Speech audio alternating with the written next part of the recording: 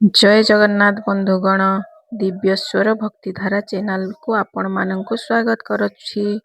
ଚାଲନ୍ତୁ ଆଜି ଆମେ ଜାଣିବା ଶ୍ରୀ ଜଗନ୍ନାଥଙ୍କ ସୁନାବେଶ ବିଷୟରେ କିଛି ଜାଣିବା। ଚାଲନ୍ତୁ ଏହି ଭିଡ଼ିଓରେ। ଜୟ ଜଗନ୍ନାଥ। ବାହୁଡ଼ା ଯାତ୍ରା ଶେଷ ହେବା ପରେ ସିଂହଦ୍ୱାର ଆଗରେ ଅଟକି ରହିଯାଏ ତିନି ରଥ। ଆଉ ତା ପରଦିନ ବ୍ରହ୍ମାଣ୍ଡରେ ସୃଷ୍ଟି ହୁଏ ଏକ ଅଲୌକିକ ଦୃଶ୍ୟ। ସୂର୍ଯ୍ୟଙ୍କ କିରଣରେ ଝଳସି ଉଠେ ରଥ, କାରଣ ରଥ ଉପରେ ବିରାଜମାନ କରିଥାନ୍ତି ସ୍ୱୟଂ ବ୍ରହ୍ମାଣ୍ଡର ନାଥ ବ୍ରହ୍ମାଣ୍ଡନାଥ। ସୁନାବେଶରେ ହଜାର ହଜାର କିମ୍ବା 2000 ନୁହେଁ, ବରଂ କୁଇଣ୍ଟାଲ କୁଇଣ୍ଟାଲ ସୁନାରେ ସଜେଇ ହୁଅନ୍ତି ତିନି ଠାକୁର। କିନ୍ତୁ ଆପଣ ଜାଣିଛନ୍ତି କି ଏହି ସୁନାବେଶର ପରମ୍ପରା କେବେଠାରୁ ଆରମ୍ଭ ହେଲା? ମହାପ୍ରଭୁଙ୍କ ଏହି ସୁନାର ଆଭୂଷଣ କେଉଁଠୁ ଆସିଲା? କେଉଁ ସେବକମାନେ ଏହି ବେଶ କରନ୍ତି? ଆଜିର ଏହି ବିଶେଷ ଭିଡ଼ିଓରେ ଆମେ ଜାଣିବା ସୁନାବେଶର ସମ୍ପୂର୍ଣ୍ଣ ଇତିହାସ ଏବଂ ଏହା ସହିତ ଜଡ଼ିତ କିଛି ଆଶ୍ଚର୍ଯ୍ୟଜନକ ରହସ୍ୟ। ଭିଡ଼ିଓଟିକୁ ଶେଷ ପର୍ଯ୍ୟନ୍ତ ନିଶ୍ଚୟ ଦେଖନ୍ତୁ। ଇତିହାସର ପୃଷ୍ଠ ଓ ମାଦଳା ପାଞ୍ଜି ଅନୁସାରେ ସୁନାବେଶର ପରମ୍ପରା ପ୍ରାୟ 1460 ଖ୍ରୀଷ୍ଟାବ୍ଦରୁ ଆରମ୍ଭ ହୋଇଥିଲା। ସେତେବେଳେ ଓଡ଼ିଶାର ସୂର୍ଯ୍ୟବଂଶୀ ରାଜା ଗଜପତି କପିଳେନ୍ଦ୍ର ଦେବ ଶାସନ କରୁଥିଲେ। ଗଜପତି କପିଳେନ୍ଦ୍ର ଦେବ ଦକ୍ଷିଣ ଭାରତର କର୍ଣ୍ଣାଟକ, ବିଜୟନଗର ଏବଂ କାଞ୍ଚି ଭଳି ଅଞ୍ଚଳର ଜୟ କରି ବିପୁଳ ପରିମାଣରେ ସୁନା, ରୂପା ଏବଂ ମୂଲ୍ୟବାନ ରତ୍ନ ଜିତି ଓଡ଼ିଶା ଫେରିଥିଲେ। ସେ ନିଜକୁ ମହାପ୍ରଭୁ ଜଗନ୍ନାଥଙ୍କ ଆଦ୍ୟ ସେବକ ବୋଲି ମାନୁଥିଲେ। ତେଣୁ ସେ ସମସ୍ତ ବିଜୟୀ ସମ୍ପତ୍ତିକୁ ସେ ମହାପ୍ରଭୁଙ୍କ ଚରଣରେ ସମର୍ପଣ କରିଦେଇଥିଲେ। ସେହି ସୁନାରେ 138 ପ୍ରକାରର ଅଳଙ୍କାର ପ୍ରସ୍ତୁତ କରାଗଲା ଏବଂ ସେହି ଦିନଠାରୁ ରଥ ଉପରେ ବଡ଼ତବଡ଼ ବେଶ ବା ଆଜିର ପ୍ରସିଦ୍ଧ ସୁନାବେଶର ପରମ୍ପରା ରହିଅଛି। ସୁନାବେଶ ଦିନ ମହାପ୍ରଭୁ ଯେଉଁ ସବୁ ସୁନା ଆଭୂଷଣ ଲାଗି କରାଯାଏ, ତାର ନାମ ଶୁଣିଲେ ଆପଣ ଭାବବିହ୍ୱଳ ହୋଇଯିବେ। ଠାକୁରମାନଙ୍କ ଶରୀରରେ କୌଣସି ପୋଷାକ ନଥାଏ, କେବଳ ସୁନା ହିଁ ସୁନା ଥାଏ ତାଙ୍କ ଶରୀରରେ ଆଚ୍ଛାଦିତ ହୋଇକି ରହିଥାଏ।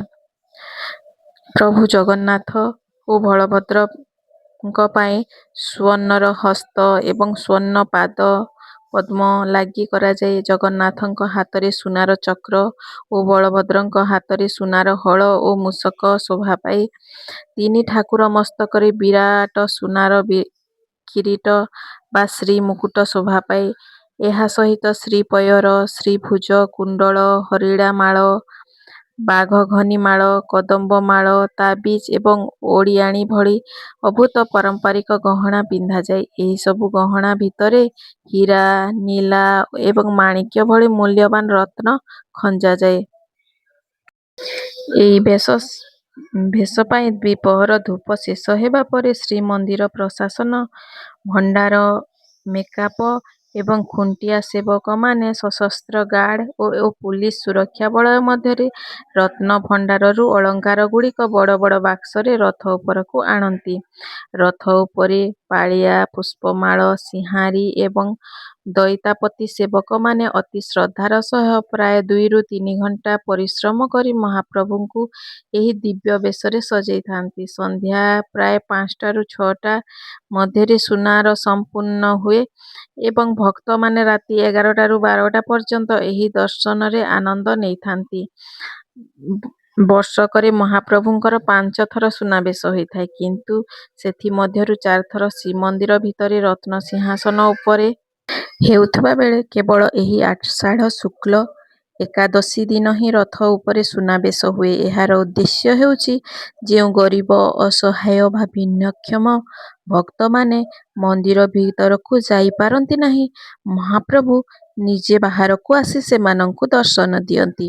କୁହାଯାଏ, ଏହି ହଟିଆ ଠାକୁର ରଥ ଉପରେ ମହାପ୍ରଭୁ ଏହି ସ୍ୱର୍ଣ୍ଣ ରୂପକୁ ଥରେ ଦର୍ଶନ କଲେ ମନୁଷ୍ୟ ସମସ୍ତ ପାପରୁ ମୁକ୍ତି ମିଳିଯାଇଥାଏ। ତେବେ ଦର୍ଶକ ବନ୍ଧୁ, ଆମର ହଟିଆ ଠାକୁର ଏହି ଦିବ୍ୟ ସୁନାବେଶ ଆପଣଙ୍କୁ କେମିତି ଲାଗିଲା? କମେଣ୍ଟ ବକ୍ସରେ ଜୟ ଜଗନ୍ନାଥ ଲେଖି ନିଶ୍ଚୟ ଜଣାନ୍ତୁ। ଯଦି ଏହି ଭିଡ଼ିଓଟି ଭଲ ଲାଗିଲା ତେବେ ଲାଇକ୍, ସେୟାର ଏବଂ ଚ୍ୟାନେଲକୁ ସବସ୍କ୍ରାଇବ୍ କରିବାକୁ ଭୁଲନ୍ତୁ ନାହିଁ। ରହୁଛି। ଜୟ ଜଗନ୍ନାଥ, ଜୟ ଜଗନ୍ନାଥ, ଜୟ ଜଗନ୍ନାଥ।